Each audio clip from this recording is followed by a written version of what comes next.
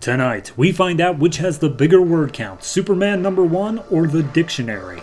Aquaman is finally a badass, and he doesn't even have to look like Jason Momoa to do it. And Voodoo shows us why 2011 wasn't exactly a big hit with the female demographic. All that and more on this week's episode of the Not So New 52.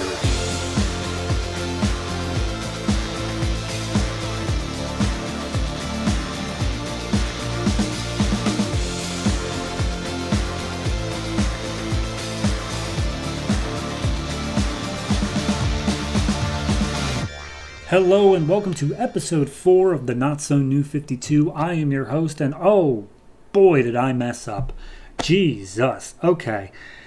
So for anyone who watched episode 3, last episode, we did Red Hood and the Outlaws. I thought we did Red Hood and the Outlaws #1 because it was the first issue in the trade.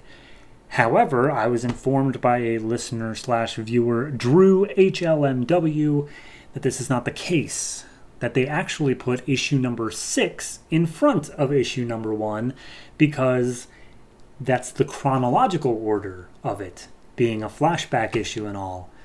So, humbly, I would apologize, but I'm not going to, because that's stupid. That's really stupid. To quote Connor from our sister show, Comics from the Multiverse, why would the trade do that? Why would you do that, DC? I don't think I need to say anything more than that. So, today, before any other comic, we will be talking about the actual, really for reals now, Red Hood and the Outlaw #1. And I don't know, when we reach issue 6, I'll just do it again, or I'll point you back to the old episode. I don't know, it's a long ways away. Get off my back. So, that is that.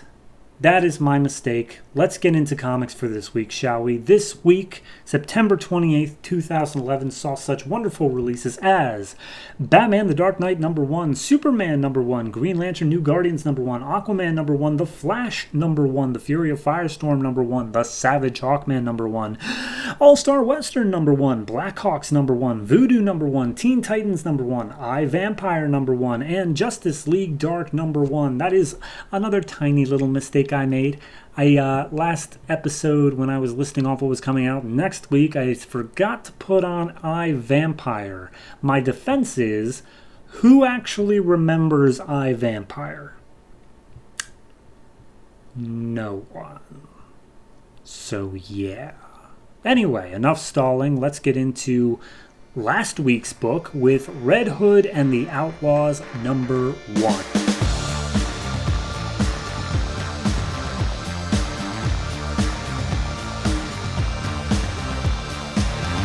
Red Hood and the Outlaws #1, written by Scott Lobdell, art by Kenneth Rocafort. For real this time, I'm not going to waste any time getting into it. So, we open up, Roy Harper, aka Arsenal, is locked up in prison, apparently for just the tiny little crime of war crimes. He tried to overthrow a brutal dictator, and the people, turns out, kind of like the brutal dictator, or something. So he's visited by a pastor who's here to give him his last rites. This big, super overweight guy, and he's like, "Oh, this place sucks." And like, yeah, it's kind of, a war prison. So the pastor walks over, gets some privacy with Arsenal. He opens up his book, and inside the Bible is Arsenal's bow.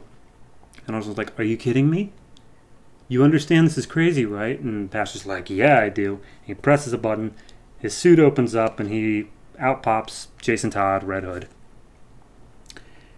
And they just fight. They just fight through everybody. They're just killing everyone.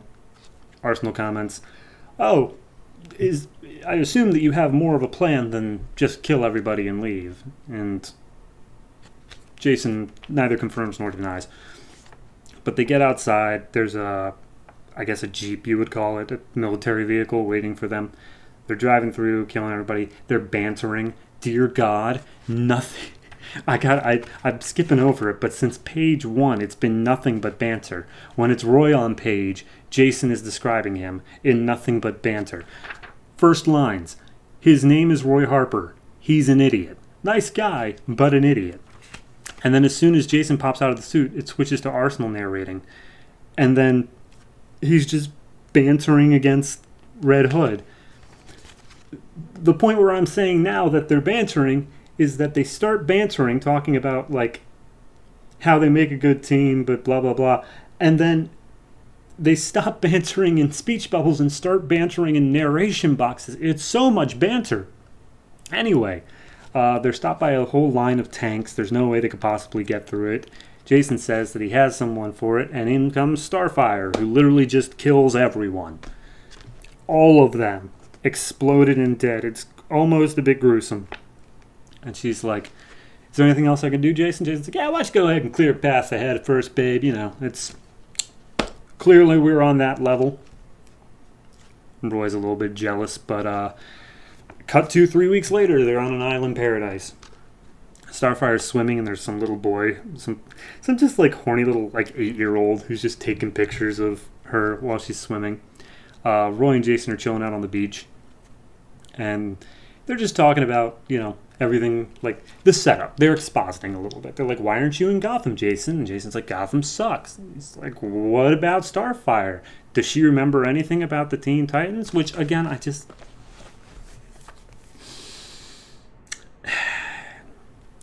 Did the reboot happen or not? Because the way that they describe this is that the Teen Titans did happen, which is a problem for all its own reasons.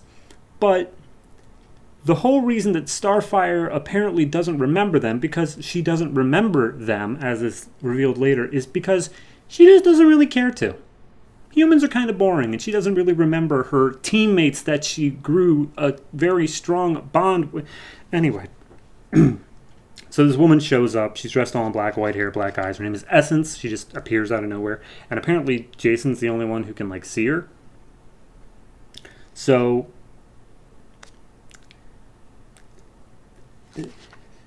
then we get a scene where Starfire comes over and talks to Roy, and Roy's just trying to gauge, like, hey, you don't remember any of these people?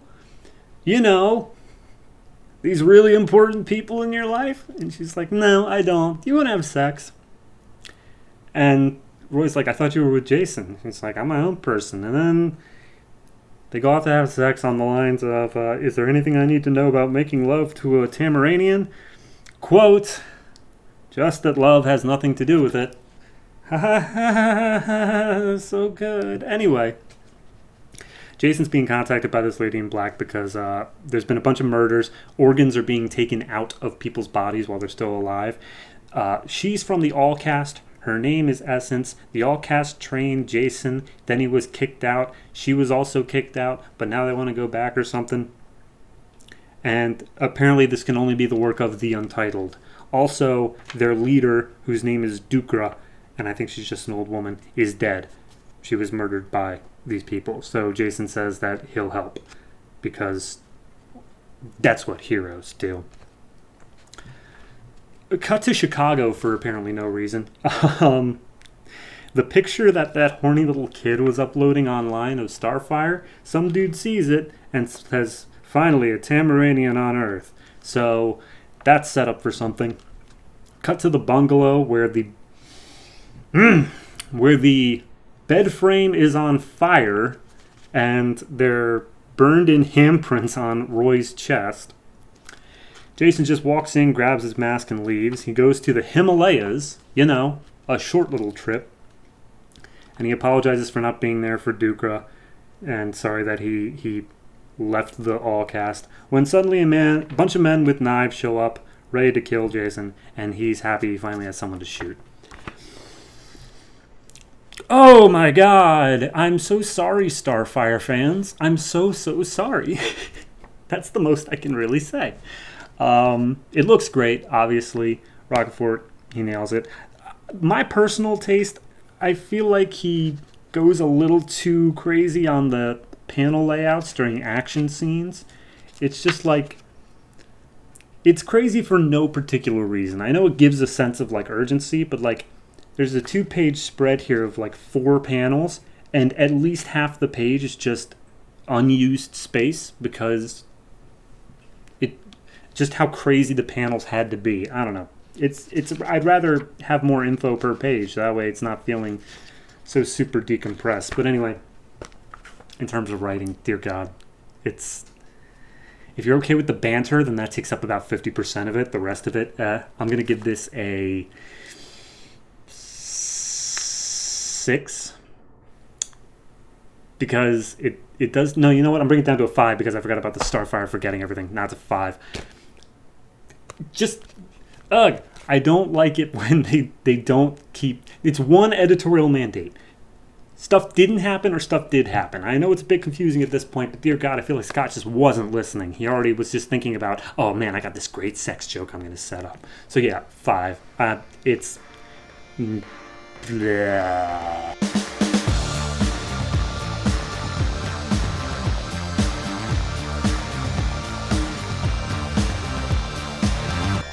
Batman The Dark Knight #1, written by Paul Jenkins, art by David Finch. They also both share a co-plotter credit, so I guess, they're actually talking to each other, which is so novel in the New 52. So we open up, on that.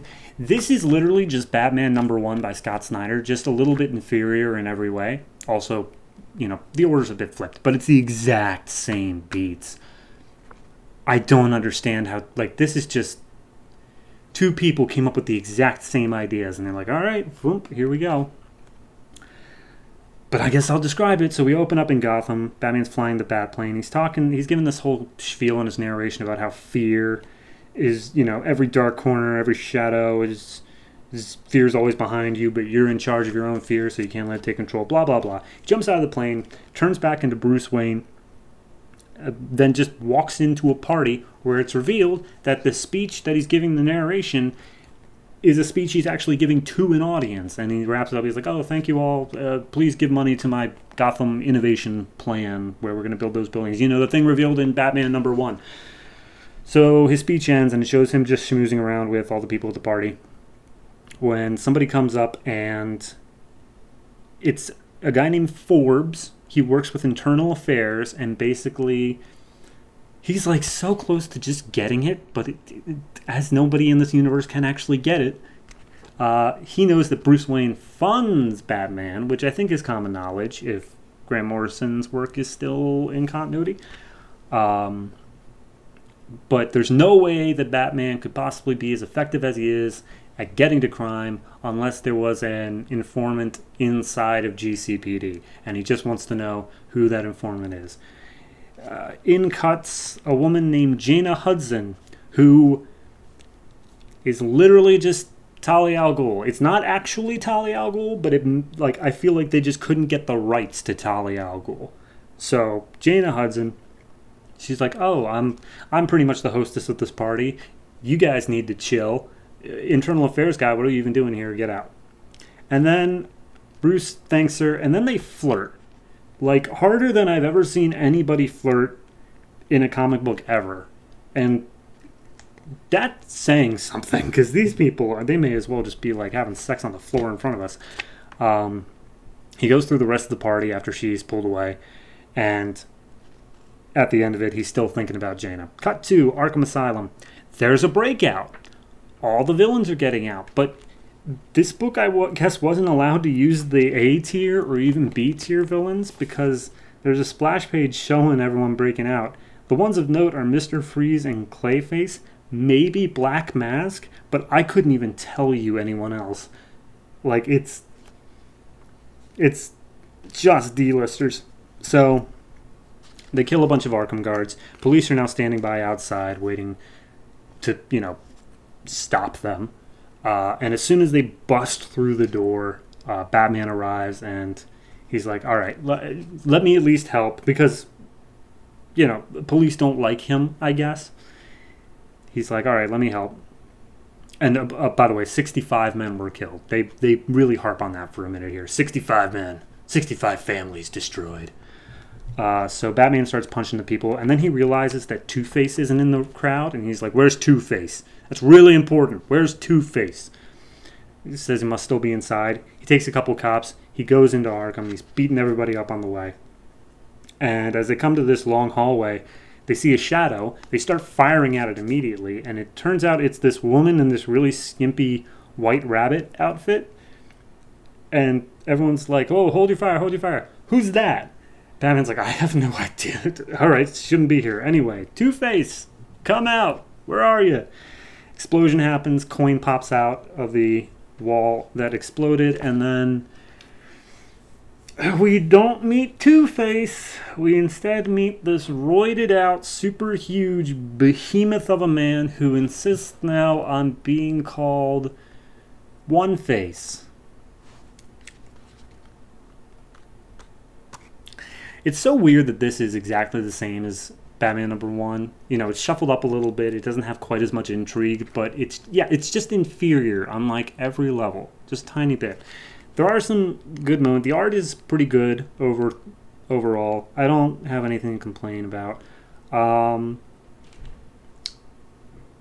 It's so super obvious that this White Rabbit lady is Jaina Hudson. Like, I don't know why they're even trying to bother hiding it, unless it is a twist, in which case, who the hell is Jaina Hudson? But no, it's fine. It's nothing fantastic right now, especially because, like, that's the issue. When you're only allowed to use the D-tier villains, you kind of set yourself up for, okay, like, what are you really going to be able to do here? That's just me. So no, I'm gonna give this one a 6. Nothing like offensive about it. It's just like, this is clearly not the first, second, or maybe even third Bat book that is like important to DC. This is The Dark Knight. So yeah, I'll give it a 6. It's okay, but hey, maybe it'll pick up. I don't know. Who even read this?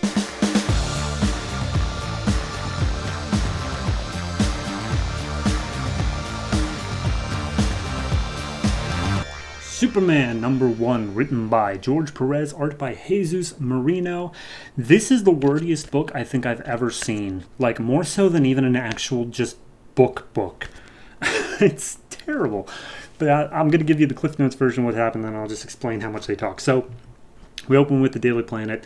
It's just filleting it. It's like, oh, the Daily Planet, so amazing, so incredible. And then they destroy it. It's literally demolished. The entire building brought down to a heap of rubble.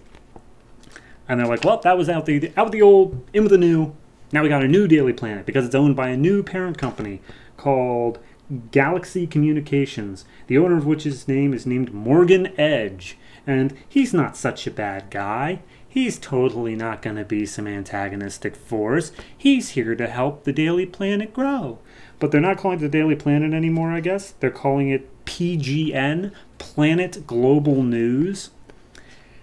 Anyway, at the rubble site, Superman's standing over it. He looks pissed, and then he disappears, but not after Jimmy Olsen and someone else. I think they name her later. Miko, I think? I don't know. But they see him and they're like, oh, the Superman's around. Cut to the new Metropolis Astrodome, which I guess was destroyed in another Superman fight. And the security guards are paying attention to this news conference because that's clearly the most important thing. When they see a fire on one of the security cameras, that immediately like flashes back out, and they're like, what the hell? Go check on that. Then we get a flashback to Clark Kent talking to Lois Lane, being like, Lois, I can't believe you're selling out to this rag, the Globe. The Globe is the other thing that they sold. It's more like a tabloid. And Lois is like, I can bring some journalistic integrity. I can change him. And Clark is like, well, count me out. Like, he's still working for the Daily Planet, but he's not working for their media branch, which I guess is what the biggest focus is on right now, because print journalism is dying. Yeah, so we cut to this random scene in the Himalayas where some alien shows up. He has a duty to blow this horn, and then we leave him. Genuinely no idea what that even means. But it coincides with, at the Astrodome, that fire shows back up again, and the security guard finds it. It's like some dancing magic fire. And then he's caught by it or something. Superman's flying around. He sees that there's a stolen tanker truck. He goes for the criminals, and he's like, you're not from around here, are you? You don't really do this on Superman's turf. So he picks up the tanker truck. The people at the news conference hear that Superman's doing something heroic, so they're like, we gotta go. We gotta find out what's going on here. We gotta get the news. Cut back to the Astrodome again. It's now completely on fire. There's an explosion that takes out the other security guard, but Superman's still dealing with the tanker. And the dudes who are hijacking it are like, if you don't let us go, because Superman threatens to throw him into the river. It's like, if you don't let us go, we're gonna blow open the hole in the tank, and it'll contaminate the water supply for years. And he's like, all right, cool. I guess I'll throw you into space then. And they're like, oh, okay, we didn't think about that. And Superman goes, all right, you have till the count of 3. 1, 2, and then it blows up. And everyone's like, did Superman just blow up a truck? But then he's immediately hit with a fireball that's coming from the Astrodome. And they're like, oh, okay, odds are it wasn't him. It was probably the fireball thing. So now he's fighting this fireball. Do you see how dense this is already? Like, we've moved from like 8 different things. He's fighting this fireball. He's using his super breath, a general show of powers that he has. And he thinks he hears the creature saying Krypton, but it's more just gobbledygook, but it's like kind of hearing Krypton.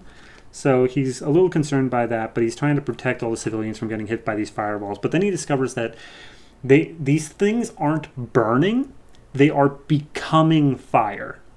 Like, their matter is changing into fire. So Lois, there's some Daily Planet copters who are nearby, and Lois makes the call because I guess she's in the position to do so now, to get the copters out of there. The police are like, well, he can't do anything. This is a job for Superman. Just letting you know why we're not helping here. Finally, Superman, he gets a handle on things. He picks up the destroyed Daily Planet globe, chucks it at the fire guy. Fire guy has to react to, use his energy to turn it into fire. But Superman takes that opportunity to grab the fire guy, which I don't know how you grab pure fire, but hey, he's Superman.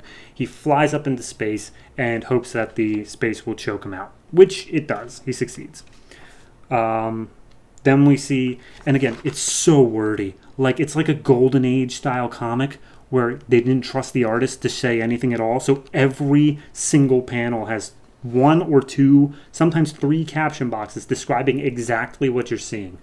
But they reveal here that it's to be a narrative device of Clark's story in the Daily Planet about what happened. So that makes it okay, right?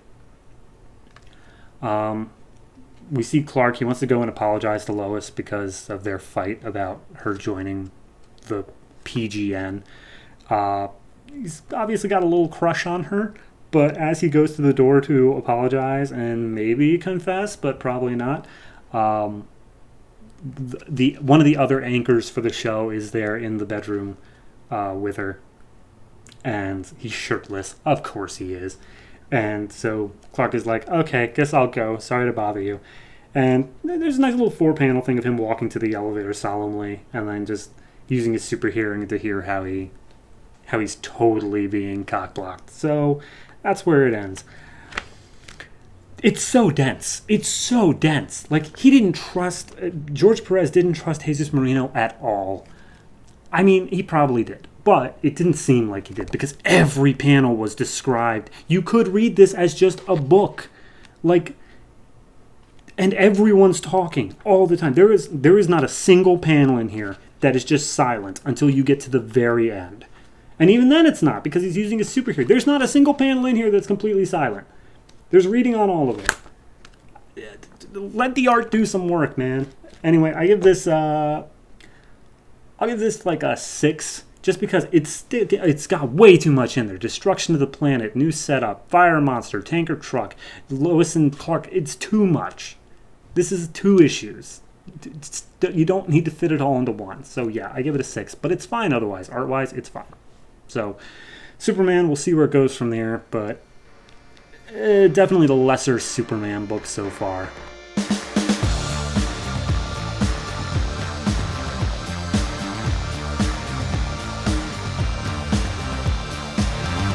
Green Lantern New Guardians #1, written by Tony Bedard, art by Tyler Kirkham. This is the Kyle Rayner book. So Green Lantern itself is Hal Jordan. Green Lantern Corps is everyone else. And this is the Kyle Rayner book. Also one that may be dealing with the cores a bit more, but at least issue 1 is definitely Kyle Rayner focused, because issue 1 opens up with his literal origin story, how he became Green Lantern. They kind of pick up in the middle where everyone's dead, but if continuity is still intact, this is because Hal Jordan turned evil as Parallax for a while. So all the Guardians are dead except for one named Ganthet. He swears on his brothers and sisters that their sacrifice will not be in vain. He makes a new power ring and will give it to someone who can defend the universe. So where does he go? His favorite place on Earth, New York City, where Kyle Rayner is at a bar. He's a broke artist. He's lost his cartooning jobs recently, so he can't even afford like a tip for these drinks. He gets up, goes to the bathroom, sees that the line is out the door, so he goes out the door, and he plans on taking a leak in the street. Our hero, everybody. When Ganthet shows up, and he's like, Kyle Rayner, you have been chosen. And Kyle's like, oh, wow, there's a blue floating man. That's like the 4th weirdest thing I've seen in New York. So then the ring puts itself on his finger. He transforms into a Green Lantern. And Ganthet starts explaining everything to him. He's like, look, we're basically policemen. You don't have a gun. You have a ring. You can use it to make stuff like this. And then Kyle's like, oh, you mean like this? And he makes a cartoon version of Ganthet. And he's like, wow, okay, yeah, you're pretty talented. I did a good job choosing you. And that's it. That's his entire origin story. That's all you get. So Kyle's a nice guy, super good at what he does, and he's an artist, and he's broke. So cut to now. There's some people from the Khund Empire, which are being terrorized by a Yellow Lantern, and he's about to kill them all, and then his ring flies off his finger. He says he's decommissioned, and that there's a replacement that he's going to in Sector 2814, which, as we saw on the previous page, is where Earth is, but I don't want to jump the gun on that. So then the Yellow Lantern is powerless. The Khunds come up and they totally kill him. Cut to a Red Lantern who's breathing fire upon this war planet when his ring pops off of his finger, and then he dies, because Red Lanterns, if they lose their ring, they die. It's just how it is. Cut to a Star Sapphire, aka the Violet? No. Pink? Violet? The Love Core. She's trying to defend this family from being attacked by pirates. Her ring flies off her finger. She starts choking in space when another Star Sapphire shows up and is like, hey, who did this to you? And she's like, the ring just came off my finger. I have no idea. But it's going to Earth. Then cut to Earth, Times Square. This construction guy, he's like, hey, Green Lantern just flew right by my truck. How cool is that? Uh-oh. And he starts falling off this building. Green Lantern, of course, makes some constructs of these big, bulky, construction-looking guys to hold up the crane from falling on people. And he's like, oh, thanks, Green Lantern. You really saved my bacon there.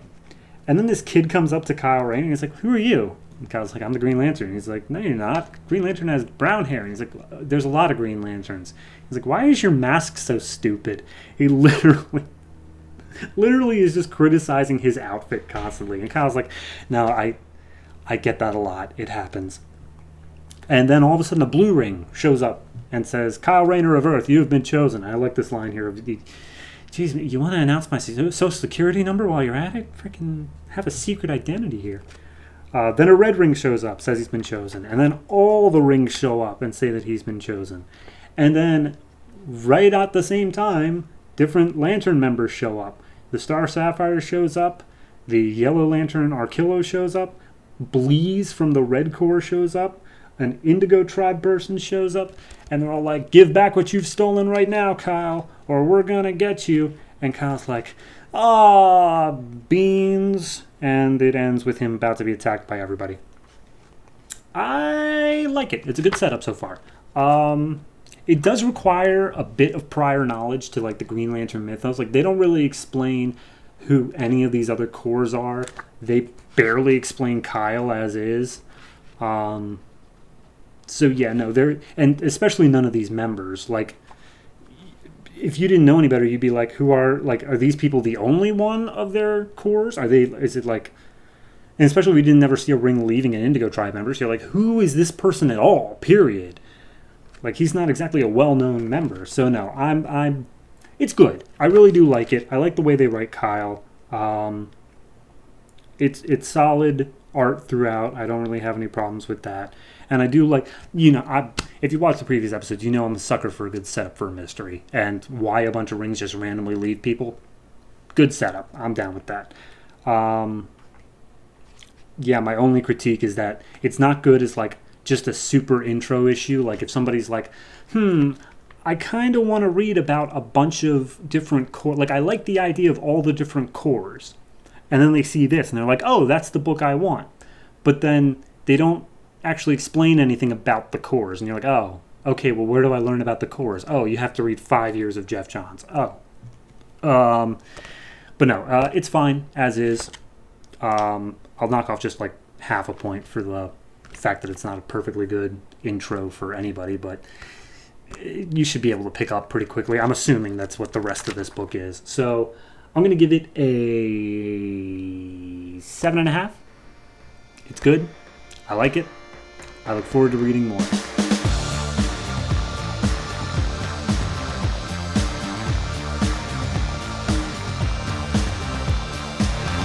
Aquaman, #1, written by Geoff Johns, art by Ivan Reis. I really, really like this book. It's literally the first Aquaman book you can pick up. If you have any level of like cultural osmosis of knowing who Aquaman is, you can pick this up. Even if you don't, it's still a good intro, but it's good at playing with your expectations of what Aquaman are. But anyway, what do we actually do here? Well, we open up at the bottom of the Atlantic Ocean.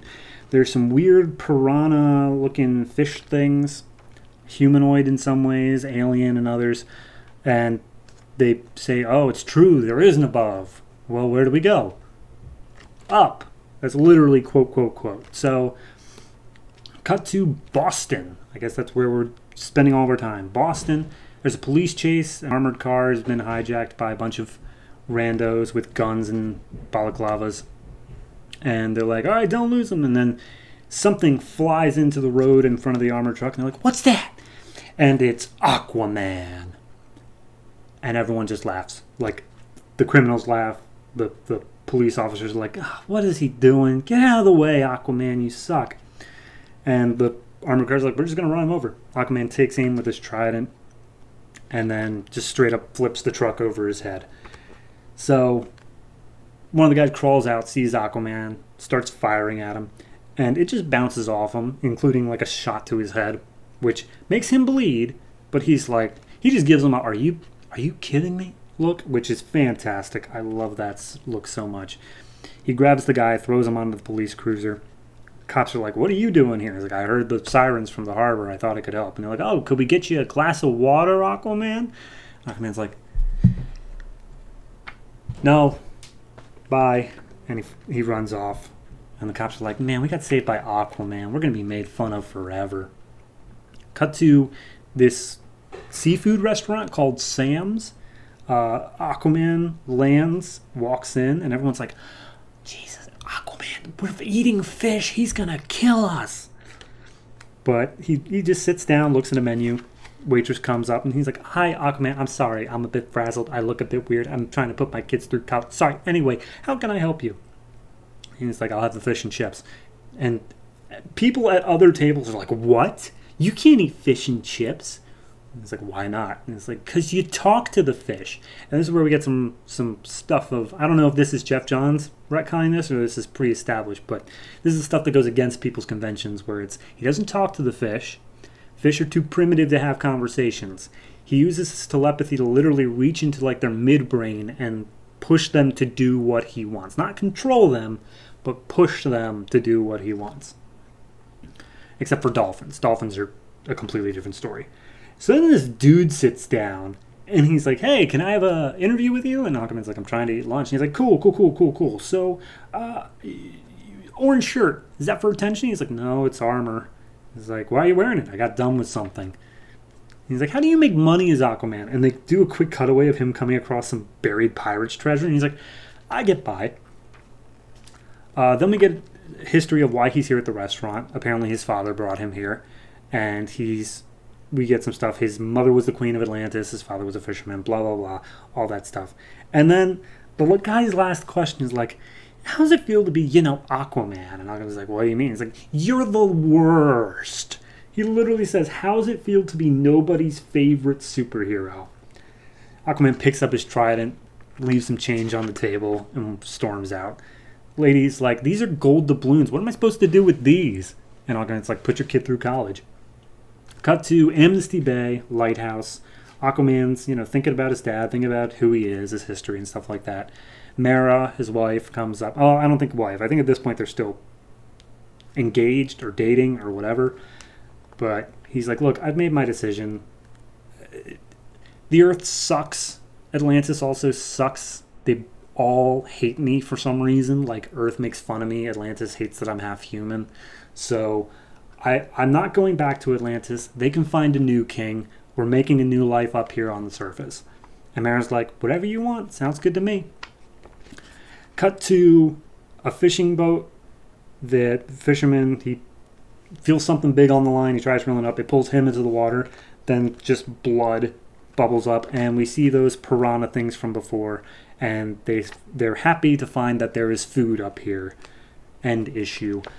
I really like it. I really do. I think it's a good setup to what is Aquaman going to be doing here. You got the opening and the closing that set up the arc, like the mystery of what's going to be going on that we're going to be dealing with, which is little piranha guys.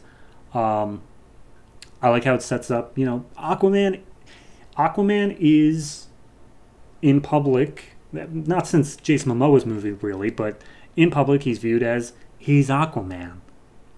What's he going to do? But they established that he is able to hold his own, and I do like that setup here. Geoff Johns does a fantastic job of treating the character seriously, and I do, but not overly seriously, not hook hand and all that extra stuff. Like he's a hero. He's able to handle his own. So no, I like that. I'm down with that. I am very interested to see where it goes from here. I'm gonna give this an 8. It's very good. The art, by the way, like I have never seen so many ways for an artist to draw the "Are you kidding me?" sort of face. It's fantastic. So I would definitely check it out if you can. At least we'll see where the art goes, but issue 1, fantastic. So Aquaman, who would have thought?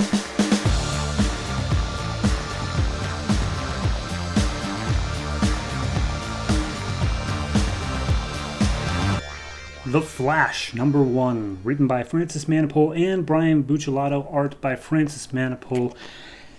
Right off the bat, I'm just going to say the art in this is fantastic. It's really good. So just know that with every page, I'm like, oh, wow, that's really nice. So what is the Flash up to? Considering that Flashpoint was all his thing, does he remember any of it? Is any of that important? No, it isn't. We open up completely blank. The Flash, he's at some scientific symposium. They got all this tech stuff going on, and he's brought along a date. Not the well-known Iris West that everyone's familiar with, but Patty Spivot, I believe is her name.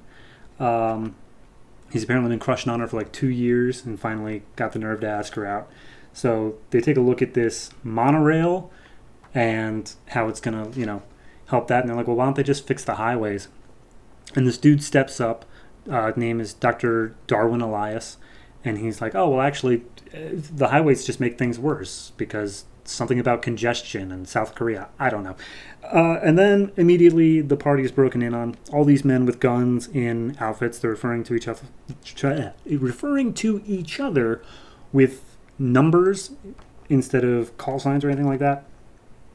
So they're pretty much just soldiers. Flash runs off, gets his flash ring out, turns into The Flash. Big double page spread for the title, which looks just great. We even get a little thing here saying, struck by a bolt of lightning, doused by chemicals, blah, blah, blah. Now he's the Flash. So they're looking for something. They got it, whatever it is. Now they're trying to make their escape. A couple of the guys go to slow Flash down, but of course, can't slow the Flash down. So they're making their run towards the helicopter to escape. Flash is chasing after him. He leaps, he grabs the guy who has the thing, and he manages to get it back as the helicopter flies off.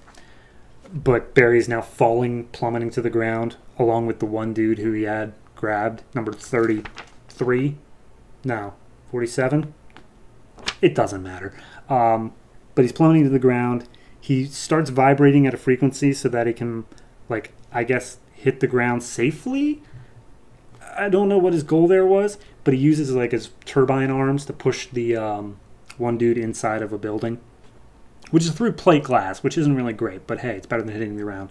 But he vibrates through the ground, lands in the sewers underneath, and then the ground just blows up where he landed. He's like, okay, we're not going to use that frequency anymore. Who should find him but Iris West? So she is around, saying like, hey, Flash, are you okay? He's like, yeah, I'm fine.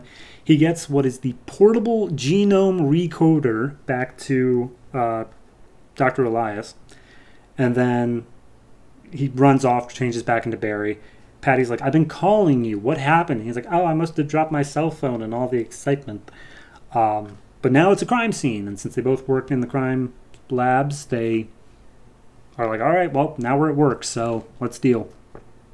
So they go and check out that dude who Flash put through the plate glass window, and they unmask him. And it's a dude that Barry's familiar with. His name is Manuel, and I guess they always got into trouble when they were in college. He keeps on telling Barry to, find a girl or something like that, find someone to settle down with. But they're running. So clearly there's something there. But basically they're saying like, hey, did Flash kill this guy? Because he was alive, then he went through a plate glass window, and now he's dead. So Flash kind of killed this guy. And Iris West is a reporter. She's like, hey, can I get the scoop on this? And like, there's no scoop. We're still investigating. Get out of here, Iris. But Iris is like, okay, I'll call you later, Barry, because I'm going to get that scoop. And Patty's like, wow, she's forward. Cut to the police department. Everyone in the office is just yelling over like, oh, did Flash do it? Barry, I need that report by tomorrow. I think it's I can't tell if it's the commissioner, the captain, I don't know, one of the police officers. He goes up to the roof and he's like, not Barry. I don't think he knows the secret identity, but he's like, Flash, this isn't your fault. We're going to find out what it is. Like, don't beat yourself up over it. This seems kind of personal to you, though. He's like, they always are. He's back at his apartment. He's trying to figure out what Manuel was doing with those guys in the suits. Iris is saying how she's going to come over and pick up the story herself. And then somebody breaks in, and it's Manuel. And he's like, Manuel, you're dead. How are you here? He's like, okay, but we got to run now, so let's go.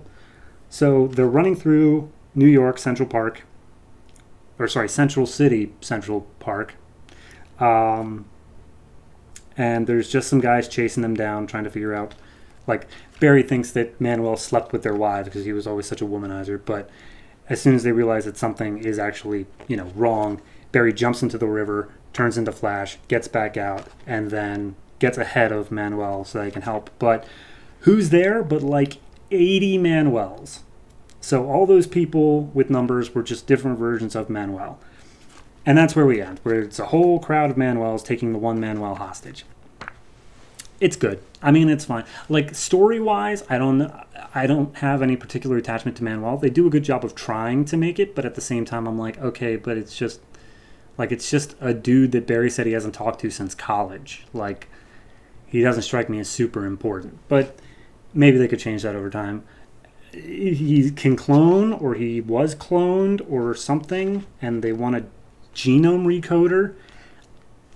I'm sure we'll get explanations as we move forward. This particular one, story-wise, it's okay. It's not the best. What really sells it is the art. Like, it just looks fantastic. Panel layouts are great. Manapul's always going to kill it. So, evening it out, I'm going to give this one a 7.5. Very good. I'm looking forward to where it goes. But, hopefully they make me care a bit more about Manuel before we get too deep into it. So, yeah, Flash.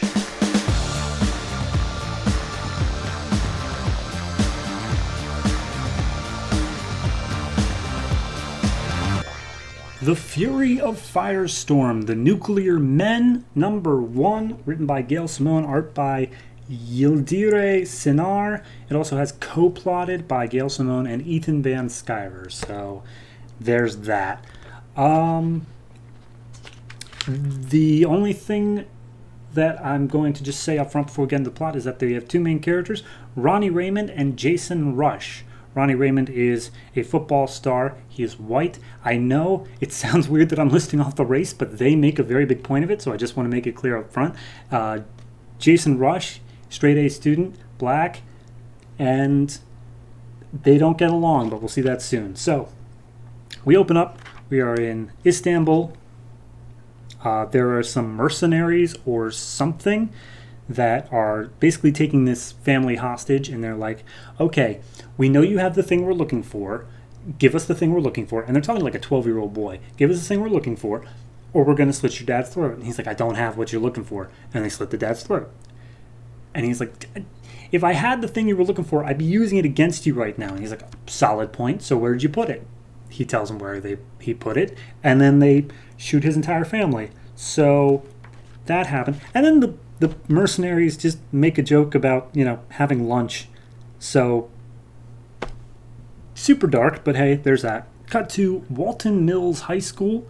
Ronnie Raymond is the star quarterback. He's being looked at by a scout, and he's just talking about, like, I'm not that smart, but damn, I got a good arm.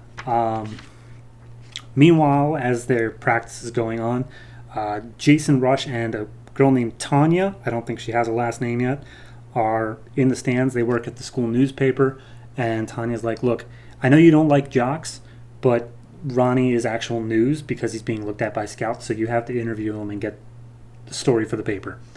And Jason, because he has a crush on Tanya, is like, all right, I'll do it.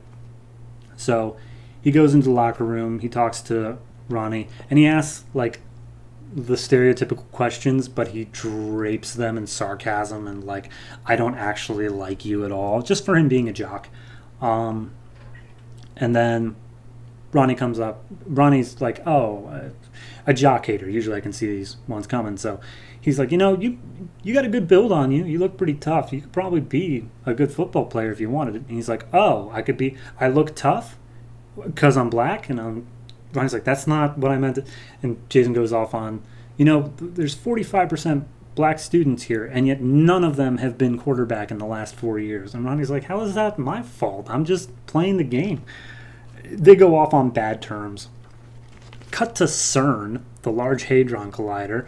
They have a scientist that is turning down dinner with this beautiful assistant for some reason. He walks into his office, and the mercenaries are there because I guess this was the name they were given as to where the thing they're looking for went. Cut to a dinner scene, parallel between Jason and Ronnie. Jason's talking to his dad, and he's like, yeah, I got into an argument with a kid, but, like, why should I feel bad if I'm the one who's right? And he's like, you don't have to be an asshole about it. That's the gist of it. And then Ronnie's talking to his mom, and it's like, Mom, why don't we have any black friends? And his mom's like, well, it sounds awful when you say it like that, but it's not like we're racist. It just didn't work out that way. It just happened. Cut back to the CERN guy. He's being tortured. He basically just gives some exposition on who Dr. Martin Stein was. Brilliant physicist. He's dead now, but he came up with transmutation. He can turn any element into any other element. That's his thing. So they end up killing him, and then we have a phone call between them and some shady corporate figure who's like, well, we can't have the last one of them going around, because I guess they already have like 4 or 5 of them already under their control. And they show multiple firestorms here, all under corporate control. But they can't have a last one just be a free roaming entity, so they have to find it no matter what. Cut back to the school. Tanya's upset that he didn't get the interview. He realizes he messed up. He's going to go and apologize. But in that moment, Ronnie storms in and is like, oh, you got something to say? You want to say it to my face? Come on, I'm right here. So, they fight about it a little bit. But then the mercenaries show up to the high school, and they're like, oh, well, we're here for the thing. So Jason knows immediately what they're talking about and what they want, because Dr. Martin Stein entrusted whatever it was he was looking for with Jason. So he runs to his locker, he grabs the thing, he gives a brief explanation of how he got it, and then one of their friends, who I didn't even mention up to this point, named Trey, is shot. So, now they have personal stakes in it as well. Trey gets shot, and Jason becomes Firestorm. But in him becoming Firestorm, something went wrong, and Ronnie also became a Firestorm. And Ronnie's not exactly happy about it because now his head's on fire, his feet are on fire, and he's able to make energy blast. And he's like, what did you do? I'm not even a person anymore. So they're fighting for a little bit. The mercenaries, one of them's dead, but like maybe not because her arm is glowing and she's buried under rubble, but she grabs the arm of the other mercenaries. So we don't see what happens to her, but she's maybe superpowered now. But Ronnie and Jason are fighting. They don't actually see anybody else around, so they're not sure what's going on. But they crash down to the ground, and Tanya's like, is that you guys? And we see that it's not two individuals anymore, but one figure named Fury, who's a big, bulky, skull-looking... He's the dude on the cover, if you can see that. Big-looking guy named Fury. So, yeah, that's our end thing, is that you can be normal human, you can be Firestorm, and then two Firestorms can come together to make Fury. Probably. I'm assuming that's how it's going to work. It's fine. It's okay. It's pretty basic in terms of art until they become Firestorm, and then it gets a little bit more interesting, but before that, and even at that, it's pretty much just stock standard in terms of art. The writing's good. I like how they set up, they give us a decent amount on the mercenary group. They set up why there are tensions between Jason and Ronnie that don't feel completely forced. They feel as if it was just like a natural societal resentment that then turned into a personal thing. But no, I've always been curious about Firestorm. There's not a whole lot about him in modern day comics, so I'm interested to see where it goes. I'm interested to see... I know that normally Firestorm is made up of Ronnie Raymond and Martin Stein. So now they're introducing a completely different guy. I'm interested to see where that goes as well. And why, if Jason can become Firestorm on his own and have the body for it, why Ronnie's even necessary. But I'm sure all things that'll be explained in time. For your Firestorm, I'm going to give a 7. It's good. It's fine. I'm looking forward to see where it goes. So, yeah.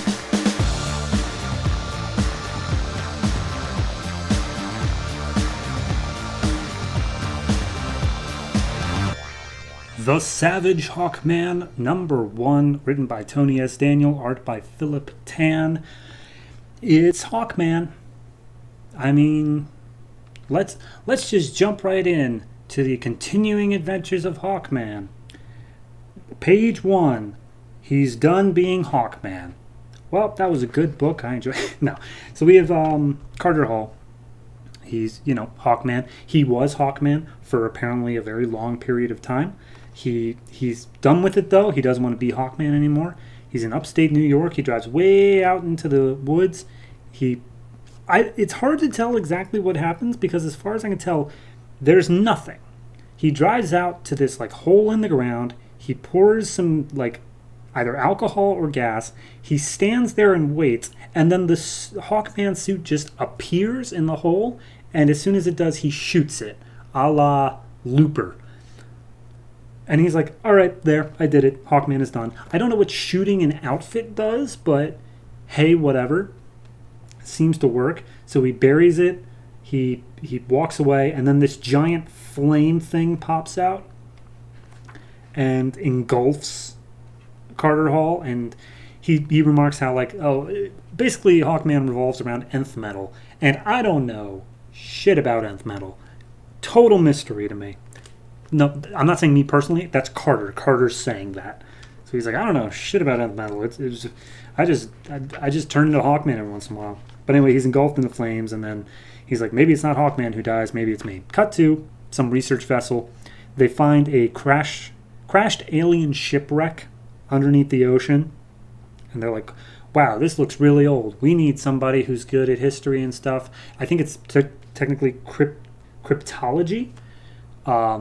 That Carter Hall is trained in. And they're like, where's Carter? We need him to decode these alien symbols. And he's like, he's not even on the boat. He didn't get the helicopter. We don't know where he is. He hasn't been answering any calls. And he sends some guy named Terrence to go find out where Carter is. Cut to Carter's apartment, I assume. He's been knocked out for a while. He doesn't know how long. Feels paralyzed. Finally gets up and moves. His hands are burned. The suit's not there. He doesn't know where it is. And he can't remember anything that happened since the flames took him. So however long he's been out, somehow he managed to get back to his apartment. So that was interesting. Terrence shows up at the door and he's like, hey, we've been trying to get a hold of you. You have an eviction notice on your door? Like, are you okay? And he's like, yeah, I'm fine. I'll deal with it. He looks at his hands. He notices that they're healed now. There is no burn. And Terrence explains the alien ship thing. And he's like, all right, well, give me a lift. I need to get to the boat. So they get on the boat. They're looking at the alien ship. And they're like, Carter, you're going to love this. This is incredible. Check it out. We found this pod. It's like a sarcophagus. So they opened it up because that's what you do with the alien sarcophagus. And it's like a humanoid sort of figure. It's some kind of alien mummy. But then they do an x-ray of it, and it looks almost human. So they're like, well, we're taking some DNA samples. We're going to see if it's actually human. Let me just drain this fluid out of it. And, the fluid's alive now. So the fluid pops out of a bottle, infects this person with it. The other helper assistant inside the room's banging on the door, trying to get out. Obviously, he can't in time. He's also absorbed by this horrifying looking monster. It's just black goo with like red glowing eyes and just teeth for days. But they're like, oh, that's not Dr. Benson anymore. He's changed. He's something else now. They crash out of the protective room and Carter Hall grabs a hatchet and is like, well, I may not be Hawkman, but I can still take these guys out. But then he feels his skin is burning and bubbling, and the nth metal was apparently inside of him all along. It was the friends we made along the way. So it bubbles out and turns into his Hawkman outfit, and now he is Hawkman, but he's like, well, nth metal just saved my life, so I guess I better not waste the opportunity. He starts bashing on these guys. One of them is good enough to make human speech, and he's like, wait a minute, who are you? I'm very interested in this, because you are not human. He grabs Hawkman, beats him down a little bit, and somehow he knows Hawkman's name. Like, Hawkman never says it. I double-checked that. Hawkman never says that, but he's like, I must have your power, Hawkman, your nth metal. His name is Morpheus? Morphicus? I don't know.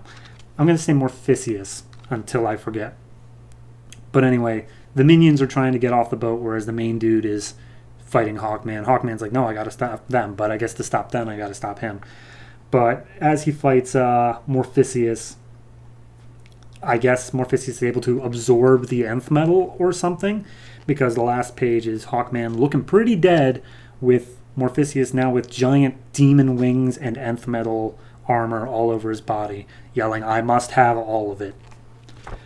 So yeah, this doesn't really feel like an intro to Hawkman. Like, don't get me wrong, I know that it is because of that opening section where it gives backstory on, like, what is nth metal, what powers should I have as Hawkman, blah, blah, blah. But it doesn't feel like an intro to Hawkman, if that makes any sense. It just feels like a lot of it was given towards, here's what we're going to do with the Ark, these alien things and stuff like that.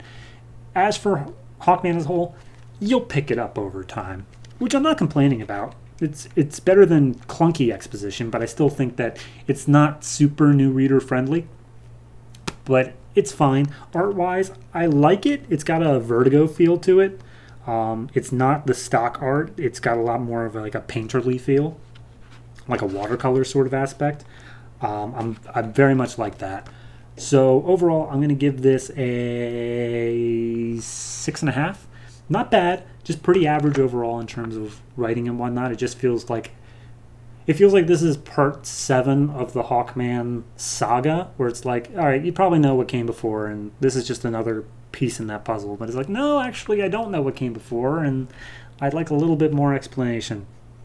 But explaining Hawkman is a whole nother problem that is not my problem today. So, like 6.5, 6. I forget what I said. 6.5. 6.5.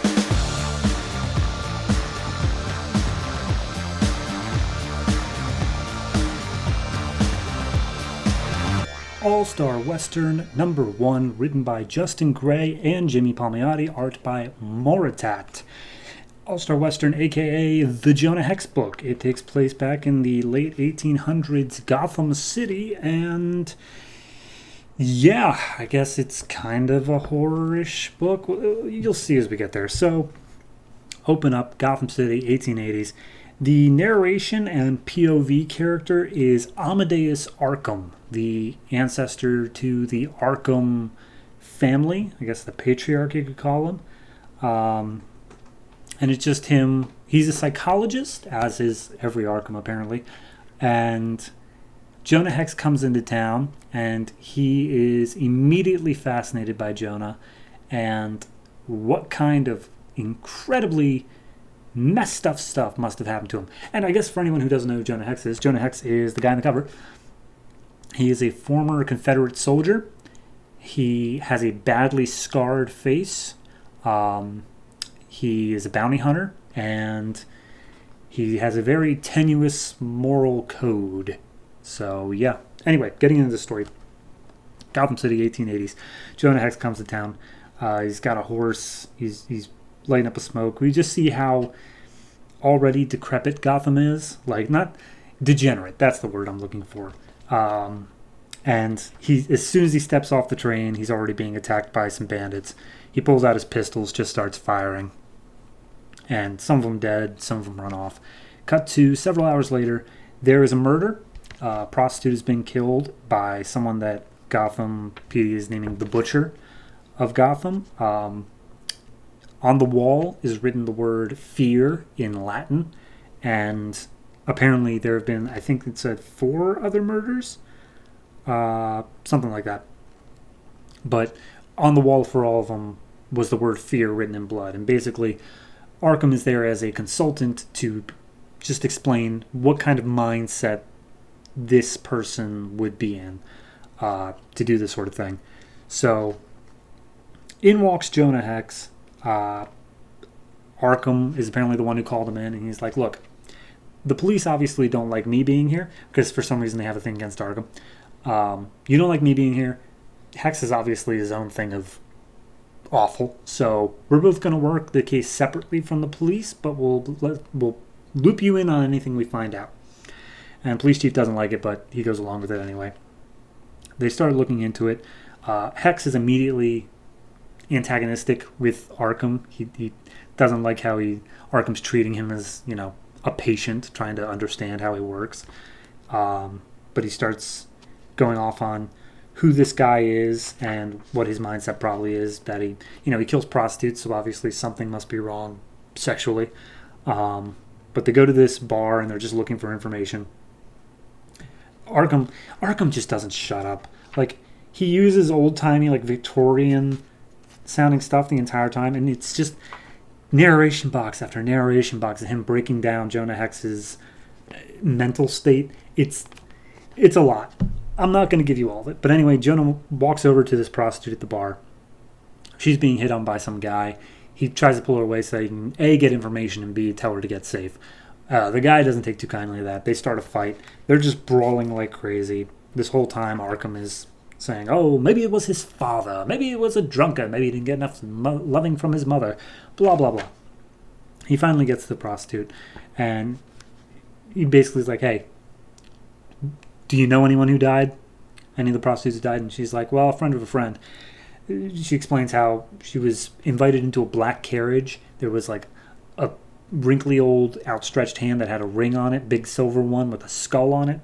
And that's all and then the next day she ended up dead. So that's all she has. Jonah gives her some money so that she doesn't have to work for the next couple weeks while they find the butcher. And then they go out on their way. Jonah wants to get some sleep, but then he's immediately awoken by the police, who say, hey, you know that girl you were just talking to at the bar? She's dead now. Jonah takes it a bit personally. He goes around town beating up literally anyone he can, trying to find some information. Doesn't really get too far, but they've managed to suss out that there is a man of wealth and intelligence who is the butcher himself, and then there's a helper who is a less smart man, but he's the one who actually does the physical lifting and such. So we also get this quick little aside where Arkham is living in his estate, his manor, with his mother. And his mother hears scratching on the walls as if something's trying to get in. It doesn't really resolve, but it feels like it may come to be something eventually. So they're invited to this party hosted by Mayor Cobblepot. All the rich people are going to be there, and so they figure the butcher's probably going to be in attendance too, so they're just going to keep a lookout and see if they can get a reaction out of anybody. They get there, the police chief's not happy that they both showed up, but they see that two of the rich elite are both wearing the skull ring, and then as they realize this may go a little bit deeper and make their way to leave, they see that like every one of the rich elite are wearing that skull ring. So Arkham's sufficiently freaked out. He talks to Hex. He's like, did you see that everyone was wearing the ring? And Hex is like, yeah, this may go a bit deeper than I thought. We're in for some trouble. And that's where the issue ends, with them realizing that there's some conspiracy, some secret society thing going on, and someone's killing prostitutes that's a member of the group. So, yeah. All-Star Western, I like it. It's good. The art style is not really my taste, but it definitely fits the tone. A lot of like sepia tone and grays. It's a very dark book. Very gritty. I definitely think it fits the tone. It's just not really what I like in a book. Not that it looks bad in any way. It's just not my taste. Writing-wise, it's very verbose because our POV character is Amadeus Arkham. Like I feel like he chooses to use the biggest words possible, but hey, if it fits the character, it's just difficult to read because of it. But no, overall, I'm going to give this 7.5. Nah, 7. I'll give it a 7 just because my personal taste. I think there are plenty of people out there who would probably rate this like an 8, possibly even upwards of a 9. But for me personally, it's a 7. It's not bad in any regards, but I'm more interested in the story than I am the art aspect of it, which is kind of an issue when it comes to a comic book. But hey, we'll see how it turns out. Maybe things will switch up in style in the future.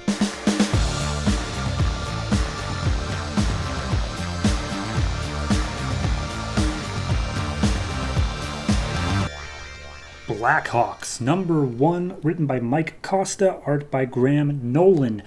I didn't know anything about Blackhawks before going into this book, and to be fair, I still don't know anything about Blackhawks coming out. But hey, it's thing. So I guess right off the bat, let me just list off the team members. We have the Irishman, Kunoichi, Attila, Wildman, Canada, and Lincoln. That's the team. Whatever mental images you have, sure, go with that. Because unless it becomes relevant later. The Irishman has red hair, but he's actually from Ukraine. That's a point to make later on. Anyway, so there's this covert op going on in Kazakhstan.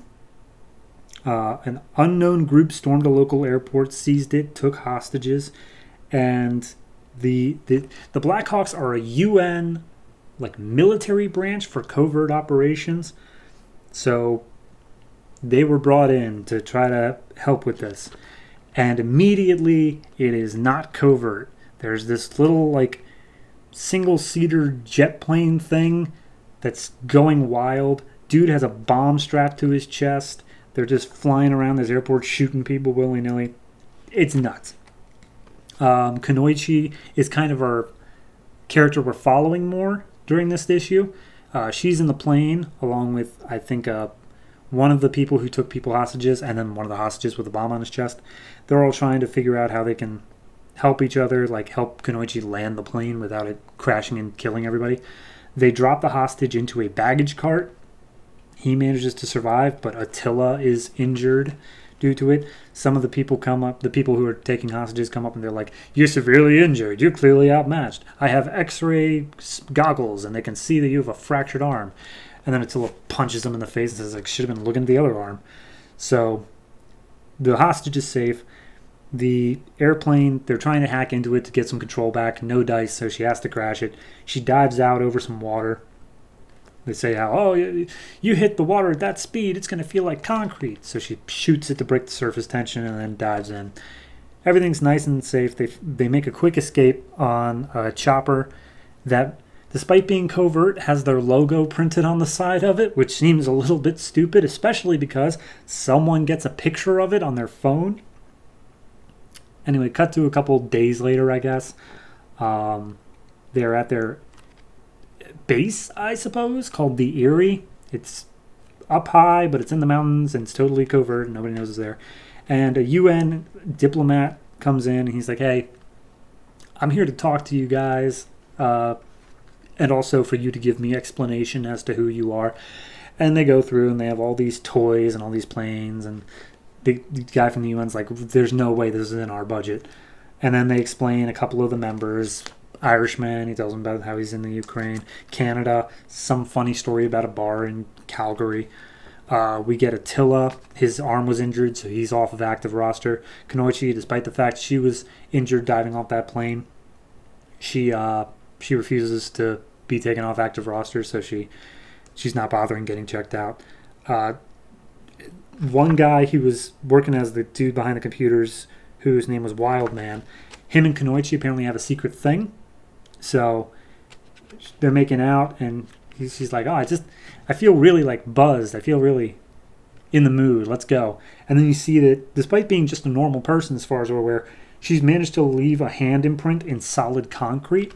So there's that. Get back to the diplomat thing. We find that the dude in charge of the Blackhawks, dude also on the cover, is Andrew Lincoln, a.k.a. Lincoln. And he's just too cool for school. White hair, awesome specs. He's whatever. So anyway, they're just giving the diplomat a hard time about like, you could have tiny little nanites inside of you that are taking control of your body without you even knowing, and we just have to be careful because we're on the cutting edge of technology, despite the fact that we're so covert. And he's like, well, funny thing about being covert, your picture is online, and that's a big problem. Cut to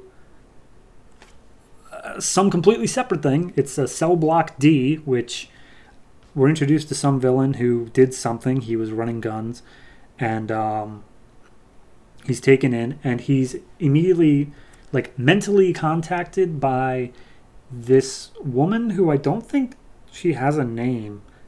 At one point she's referred to as mother, but whatever. They call them not nanites, but nanocytes. She puts some nanocytes inside of this dude, and he's like, how are you talking to me? He's like, there's robots in your body, but anyway, I'm going to help you escape. Her exact wording is, the guy asks, will they help free me? And she says something like that, and then commands the nanites to set him free, thus causing him to explode, and I'm assuming free somebody else. But we don't get to that part. Cut back to Kenoichi and Wildman are in bed, post-coital. She's still really wired, despite the fact she's been up for 50 hours. And he's trying to talk about their relationship being a secret. But she's literally smoldering. There is steam coming off of her. But she kicks him out of the bedroom. She thinks about the mission. At one point in the mission, she got bit by a person.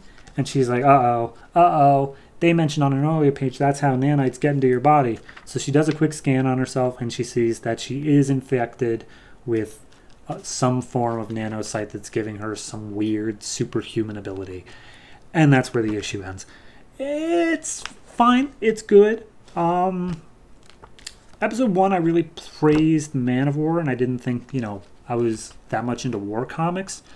This one, it doesn't feel like a war comic. This one feels much more like a superhero sort of. I mean, of course, it is getting to be a superhero thing now that she has superpowers, but I don't know, it strikes me as just a different tone than just a war comic, and I'm not sure I'm a fan. There could be plenty of people who are, but for me personally, it's just a team of people I've never heard of doing things that don't seem to be that big of a deal right now. Maybe it'll evolve, maybe it'll get differently. The one we haven't been introduced to at all is Lady Blackhawk, and that name does ring a bell, but again, we got nothing from her this time, so I'll see where it goes. This one's probably a 6. It's fine. It doesn't do anything offensive. The art is gritty, fits the tone, but it's still a little bit stock standard. So yeah, I'll give it a 6. I'm going to read it, clearly. it's not going to be something I'm looking forward to every week.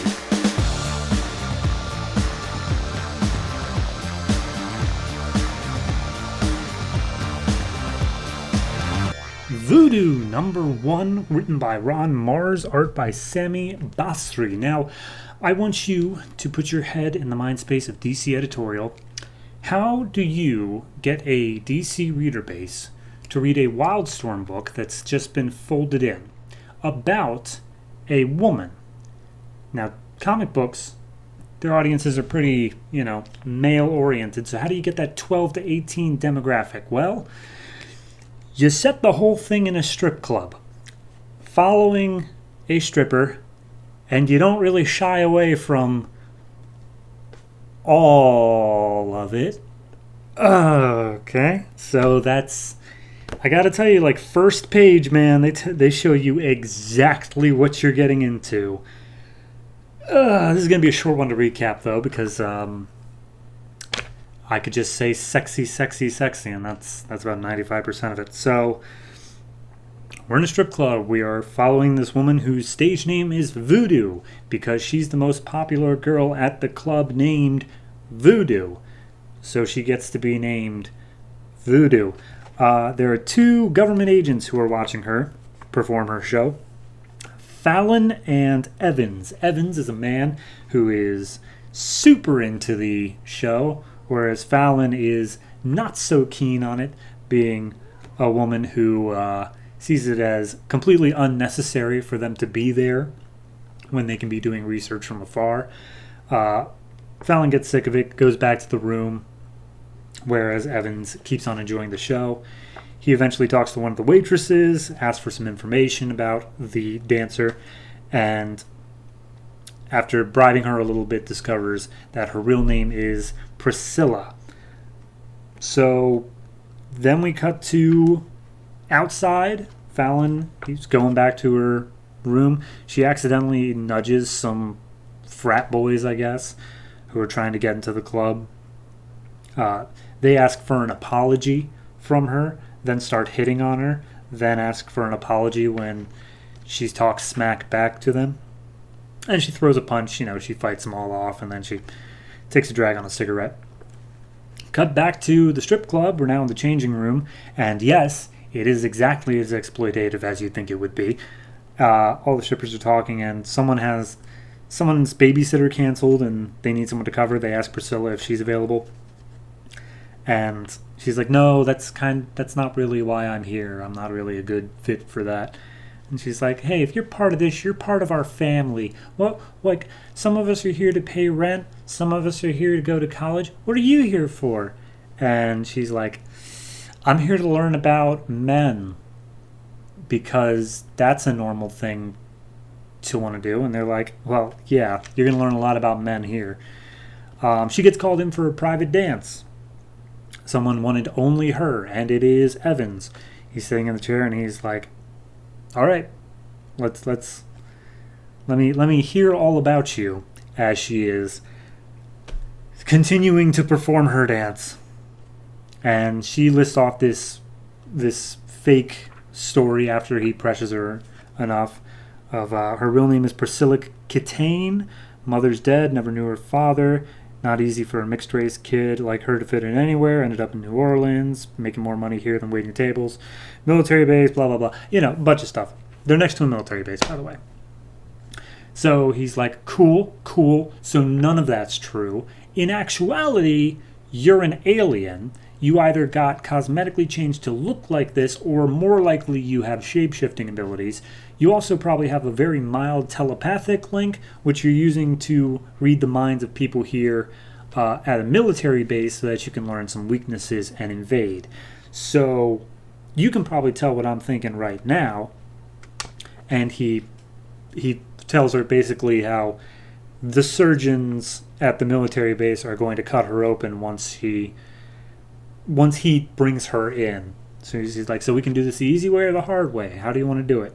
There's a little cutaway here about Fallon's in the room trying to call Evans, just apologizing for storming out. But when the surgeon thing happens, Priscilla freaks out, transforms back into her normal form, which the best way I can describe it is like 50% lizard person, 50% fish person.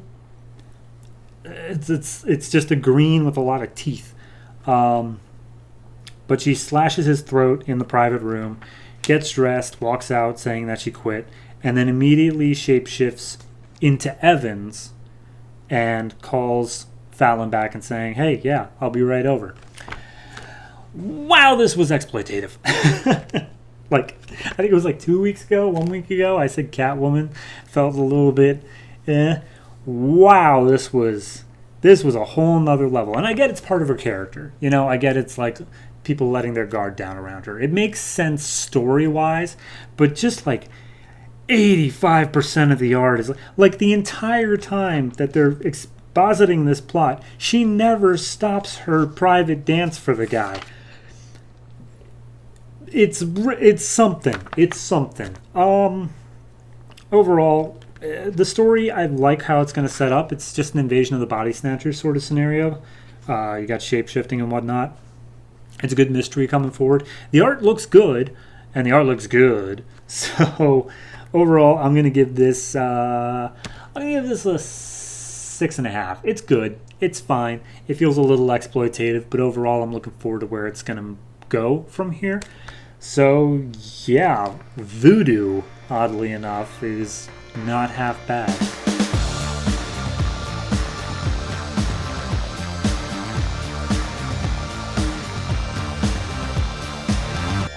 Teen Titans #1, written by Scott Lobdell, art by Brett Booth.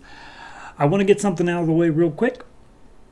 This is from the trade, because in the original printing single issue, from my understanding, they make direct references to how there was a previous team of Teen Titans, the one with like Nightwing and Starfire and the rest.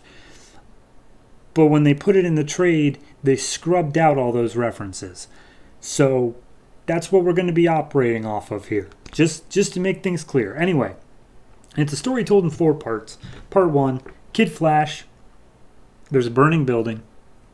It's totally under control. Firefighters are like, we got this. News reporters there saying they got this. And then Kid Flash comes up, steals the news reporter microphone and be like, hey everyone, Kid Flash has got this. Let me show my fans how I handle things. And he goes up to one of the firefighters and he's like, hey, let me know how I can help. And they're like, we got this. Go away, kid. You're not a professional. And at that exact moment, one of the fire marshals calls for help. He says he needs a bucket up here because, fire's spreading a little bit. Kid Flash hears the help. He runs in, making sure the camera is trained on him. Runs in, gets up to the roof where the fire marshal is, and the fire marshal's like, you idiot. Do you know what a backdraft is? And he's like, oh, it's an explosion that occurs when air reaches a fire that used up all available oxygen, often occurring when a door is open to a room containing the fire. Oh, and then the whole place explodes. He's knocked unconscious. People think that he ran away, so he doesn't have to take responsibility. And then we cut to part 2. Tim Drake. He's in a penthouse in New York City. He's going full Minority Report with all these holographic screens showing how badly Kid Flash just totally messed up. And then we see that all over America, teen heroes have been using their powers irresponsibly and hurting more people than they're helping. And Tim is upset by this. He's upset that they're using their powers poorly and aren't like, a functioning team like Batman and him were once upon a time. But also, he's upset because apparently they're being tracked by Nowhere. Cut to Nowhere has infiltrated Tim Drake's apartment. He's recognized it. He takes out one of the guys by throwing a picture frame. And then they just have a little exposition dump here where Tim Drake's apparently been blogging about Nowhere, revealing their secrets. And Tim's like, okay, so you could probably kill me, but you're going to have to deal with the explosives that I rigged in this place to go off in 16 seconds. 10, 9, and they're like, you're bluffing. You're just a kid. 8, 7, he dives out the window. They all make a run for it, and the penthouse does end up exploding, so then he gets a little bit. He's Red Robin. He was Batman's sidekick, blah, blah, blah. Cut to part 3, Malibu, California. We meet Cassie Sandsmark, who is driving a sports car. that she stole. She's pulled over by a police officer. Police officer says license and registration. She feigns innocence, saying that's her mom's car, and she just took it out for a joyride, and her mom would be so upset if she... And then police officer grabs her by the throat and be like, oh, that is the least of your worries today. Then Tim Drake shows up, knocks out the police officer who actually worked for Nowhere, and is like, hey, Cassie, I've been studying you. Your code name, what they're calling you, is Wonder Girl. You clearly have powers. And she's like, no, what are you talking about? I'm not special at all. They're like, look, a group is after you called Nowhere. They shut down this entire highway. Didn't you think it was weird there were no other cars? And that was the police officer as well. I need you to help me take them down. Can you do that? And then a helicopter shows up, and he's like, all right, well, I need you to pull out your powers now, if you have any, because they're going to start shooting. They start shooting. Tim Drake's wings affect him, or protect him. And then Cassie activates her powers when she's called Wonder Girl, because she really doesn't like to be called Wonder Girl for some reason. Like, she really... I don't get that, but anyway, they specifically say what her origin was earlier on. She was accused by Interpol of breaking into an archaeological dig in Greece. That's it. That's apparently she came from an archaeological dig in Greece. But she breaks the helicopter. She crashes down into the water with it. Would have killed any normal person, but she's not a normal person. And now that she's been revealed and Nowhere knows where she is, she has no choice but to team up with Tim Drake and become a great team. A team of teens. Cut to the base of Nowhere, where we see the scene that we saw in Superboy #1, where Strange, the leader of Nowhere, the strange dude with glasses, he talks to the scientist saying, all right, it's time to unveil our weapon, because we got to deal with the Teen Titans now, or at least Tim Drake. And final pages, release the Superboy, as we saw in the other issue. Gotta say, Scott Lobdell wrote both books, so it's not that impressive, but it is, they both line up at the exact same point. They both end release the Superboy, so I'll give it credit for that.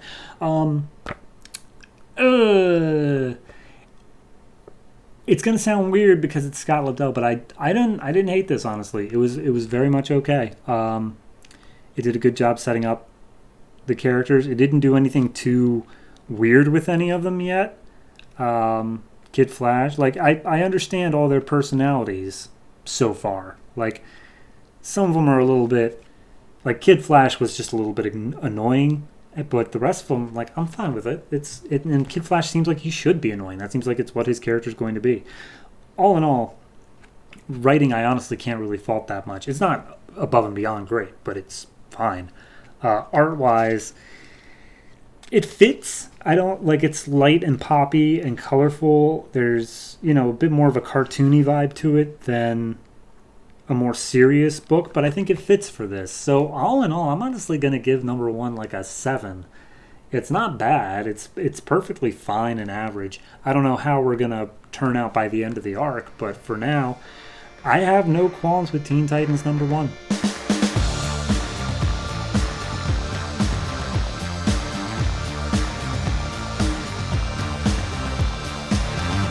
I, Vampire #1, written by Joshua Hale Fialkov, art by Andrea Sorrentino. Wow. I did not expect this book. I Vampire always seemed like one of the outskirt books, one of the things that's just made to be canceled, if that makes any sense. But reading this, my God, both Fialkov and especially Sorrentino, they had a vision for this book. So it's really hard to recap because it's told very much in a jumping timeline. But the best I can do is that there's a past section where we meet Andrew and Mary. They're both vampires, but Andrew has made it his life's mission to essentially kill vampires. He doesn't think that his breed deserve to live if they're going to keep on killing innocent people. But it's just a running debate between Andrew and Mary about whether or not they should die for the human race, or at least not try to actively conquer them, because Mary refers to herself as the Queen of Blood, and she is actively trying to take out everyone else. Vampires should be the dominant race of the world. And it's just multiple pages of they're lovers, they're kissing each other, they're chasing each other, they're trying to see eye to eye on this, but it's just not working. They even keep complimenting each other on how fantastic they are, but they cannot come to eye on this until finally there's one point where it's a bit hard to tell exactly what happens, but Mary, I don't know. I genuinely have a hard time breaking, because I feel like a lot of this is set up for what's going to come, but something about how for 400 years, Mary, when she was turned into a vampire by Andrew, I believe,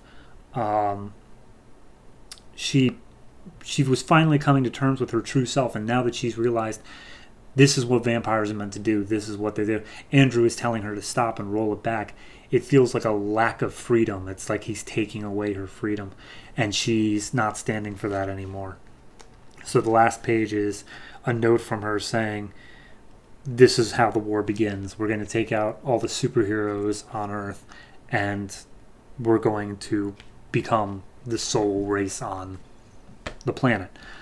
And then the other half of it is in Boston. It's this really grimdark. I don't even know if it's like an alternate future, if this is way in the distance. It's impossible for me to tell, but at some point, he's got just a pile of vampire bodies, Andrew, just a pile of vampire bodies in front of him, and he's just starts taking them out, just staking them one by one.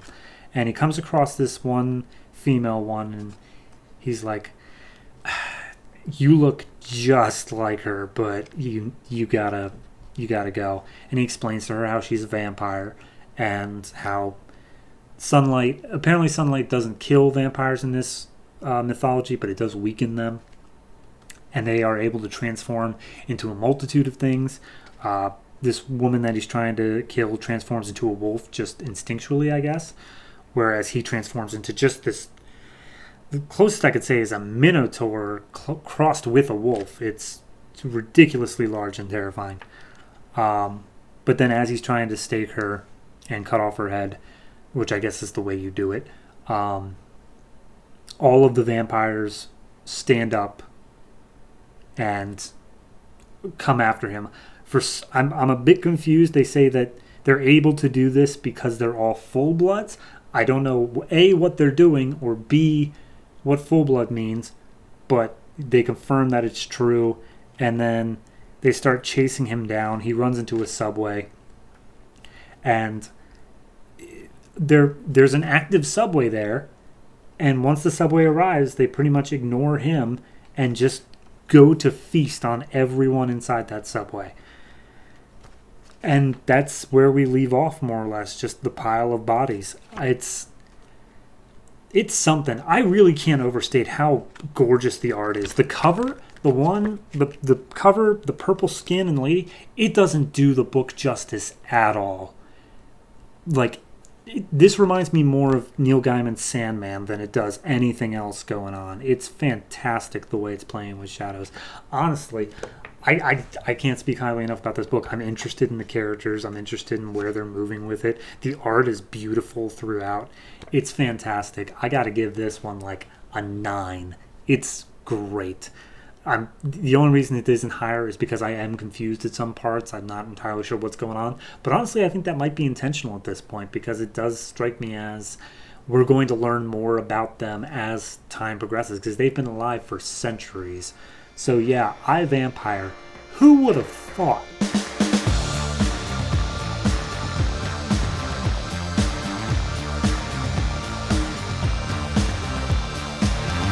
Justice League Dark #1, written by Peter Milligan, art by Mikel Janin. This is your Dark book. This is your Magic book, your Magic team-up book. And no better way to explain it than just to get into it. And even then, it's very confusing at times. So, We open up on our most of the time narrator, Madame Xanadu. She's describing the story of what's going to happen and all of the different people in it. Our first one of which is June Moon, aka the Enchantress, as we'll get to later. She is walking down the street. She's clearly confused about something. She's getting these visions of like giant flaming minotaurs, but she is able to just walk away from them, so clearly it's not anything too harmful. She walks to a diner, and on the TV, everyone is enthralled because on the news, there's a bunch of copies of her standing in the middle of traffic just getting mowed down by cars and causing like untold destruction and death on this highway. So yeah, then we cut to Shade the Changing Man and his M vest. You'd think M stands for magic, but it doesn't. It stands for meta. He's talking to his girlfriend, Kathy, and Kathy's like, look, we need to talk about our future. I don't care if you need to go. You stay here and you stay with me. And he's like, my magic vest is going crazy, babe. What do you want from me? Of course I want to talk about our future, but like, I gotta go. And she's like, if you leave, then we're done. I won't be here when you get back. I can't even remember my life before you. Which is for a good reason, because Shade made her. He created her because he gets lonely. And he wanted some companionship, which is as she melts away back into some disgusting ooze. Dark. Anyway, cut to a farmhouse in the middle of nowhere. There's a glowing envelope where the Enchantress, I guess, is trapped inside, or is purposely, like, she's inside it of her own volition. It says that it's her sanctuary, so I don't know. But she is causing spells all over the world, or at least nearby. In the neighboring town, books in a dead language kill 6 people. On 2 farms, cows give birth to mechanical meat slicers. And the local power station threatens to explode when it is imbued with consciousness and then gets bored. I love that. I don't know why. That just hits my funny bone. That's like a Douglas Adams sort of joke. Anyway, so Batman is seeing all this. He figures it's a Justice League threat. Zatanna's there. She's giving like advice as to magic side of things. So Cyborg, Wonder Woman, and Superman go in, and they're like, okay, it's magic, not exactly Superman or Cyborg's strong suit, but hey, we'll deal. As soon as they approach the farmhouse, this giant Enchantress shows up, scares the ever-loving crap out of them, and then a storm of teeth start engulfing them, slicing Superman to ribbons pretty much. Cyborg's also taken a hell of a beating. And basically they're defeated. It says later on they barely escape with their lives, but as far as we see here, they're dead. So Batman, he's like, okay, that didn't exactly work. Zatanna says she's going to take care of this. And Batman says, okay, fine, but we're going together because I'm Batman and I have to be in every team-up book. But Zatanna says, you're needed in other team-up books. So she binds his feet and goes out on her own. He tells her that she's not stable enough to handle this, but she keeps going. We get 1 page of Constantine narrating. John Constantine, he was scamming some dude with a fake seance, and instead of whoever it was that they were trying to contact, he saw a vision of Zatanna and was immediately whisked through a portal for some reason. And he ends up in London. And then we cut away from him. We don't get anything else on that. He's just worried about Zatanna. June Moon, after stumbling through and hitchhiking and just ending up wherever it feels like she should go, she ends up at the doorstep of, they don't actually say the name, but it's, I believe it's Dawn Granger of Hawk and Dove, it's Dove, and Deadman, who's a part of this book. So that makes sense. It's maybe his apartment, but anyway, Deadman's there, and she's actually looking for Deadman. So then we cut back to Madame Xanadu's fortune-telling parlor. She's passed out after apparently getting a little bit high to see the future. Shade's there trying to wake her up, shake her out of it. And she's like, okay, Enchantress is causing problems. Shade, you have a really big role in this. You need to assemble the team. And Shade's like, I don't want any part of this. Thank you very much. And she's like, you don't understand. The future is screwed. And that's pretty much the last page, is a pile of dead bodies. And we see everybody who we've met so far in the pile of dead bodies, along with Etrigan. Etrigan's there as well. He's not even on the cover. But I guess Etrigan dies as well. So, yeah, that's our cliffhanger. That it's, end of the world, everybody's going to die, blah, blah, blah. I really like this. I like the tone it sets up. I've never been able to handle magic too well in terms of, understanding it, which makes sense. I know that sounds stupid, but, I just assume the plot isn't supposed to make perfect sense, why Enchantress is doing these things, because magic, or we'll get an answer later on. I don't know. Art, it's great. I really like all of it. And like I said, there were those funny little comedic moments of her describing the spells going on, of the power plant that's just getting bored with consciousness.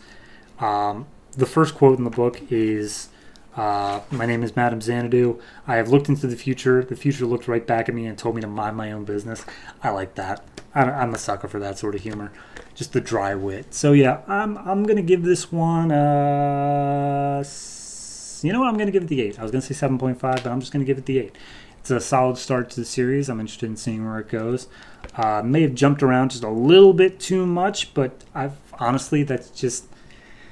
I feel like it's supposed to be a confusing time, so it helps get the reader into that mindset, maybe? I don't know. The only real downside in terms of writing, I could say, is Superman. Hoo boy.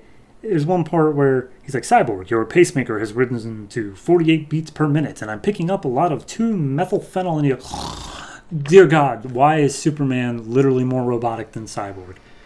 Besides that, no real qualms. Looking forward to issue.